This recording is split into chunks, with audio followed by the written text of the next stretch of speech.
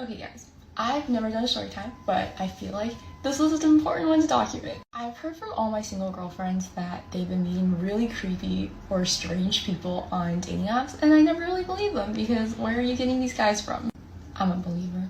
I'm so sorry. By the way, if you're listening to this, no hate towards you. Like, I think you're a really cool person. This was just so funny to me. So we're supposed to go on this hot pot date, and he picked the place. He was supposed to book it, didn't book it, booked it for one person. So we had to go wait in line, put our names down, and then once we did, we decided to go walk around because the wait was kind of long. This man takes me and sprints across the busiest intersection at a red light. We all sat. I'm like, this is fine, this is fine. Eventually, we go back to the restaurant and we get seated at a 6-person table. And we're supposed to take just like these 2 seats across from each other so other people can also sit because it was really busy. Our like pots and utensils are like across from each other. I go inside, he follows me inside and sits next to me. And I see him like, oh, so excited for the food. I'm laughing and he's like, why are you laughing? I'm like, why are you sitting next to me? Eventually, I convince him to move to the other side across from me. But this man doesn't know how to order hot pot. And he's Asian. So I'm kind of guiding him like, oh, what meat do you want? What broth do you want? What veggies do you want? He orders the spiciest pot there was on the menu, and he said his spice tolerance was good. So I was like, okay, cool. This man proceeds to die for the rest of the night. As soon as he takes a bite out of his broth, he starts hiccuping, and we literally could not talk for like 20 minutes. He's like visibly dying. The waitress kept coming up to check on us. And I'm like, oh, do you want like maybe clear broth? We can add some to dilute it, or we can just switch it out, whatever. Nothing worked. So I offer him my broth. He puts everything on the table, like everything we ordered, into the tiny little pot that I had, and it was overflowing.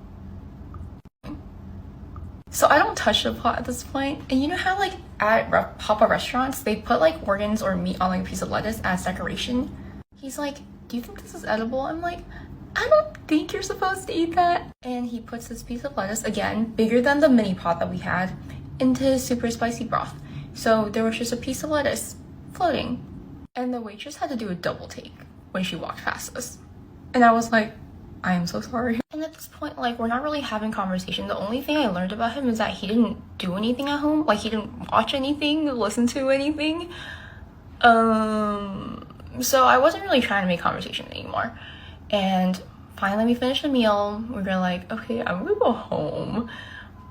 But he asked me to go to his place that was really close, and it was Kohl's, and my default answer is yes, and I panicked and I said yes.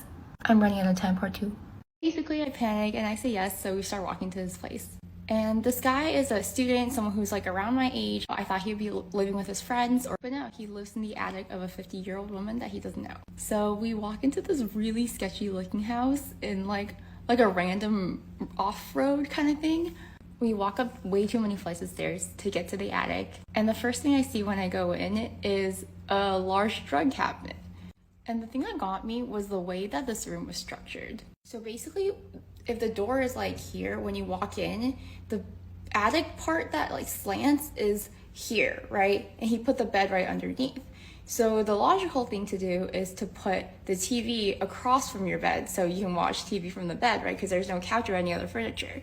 And the bed has there's a wall like in front of the bed where it slants and the wall's like here. So you can't really like look past to the door from your bed. I had to put it like around the corner, poke your head out like off the bed to see past that wall to watch TV sideways. So I'm sitting on the floor and I see on his TV that was on for some reason all of his bookmarks, and they were all like food stamps, exclamation point. And he starts bragging to me about how he was really smart to get on this as a student. Not that he was like low income or anything, it was just because he was a student that he was able to do this, and it still lasted even though he graduated. And when he opened Netflix, remember he told me he didn't watch anything? All of his continued watching were cartoons. I'm not talking about Rick and Morty, and not the nostalgic ones either. Like new cartoons for current babies. So he asked me if I want to watch a cartoon. I was just gonna watch it from the floor, but he was like, come to my bed. So we're here like in a row, the TVs are here, trying to like both poke our head out to watch the TV sideways. I was blocking his view the entire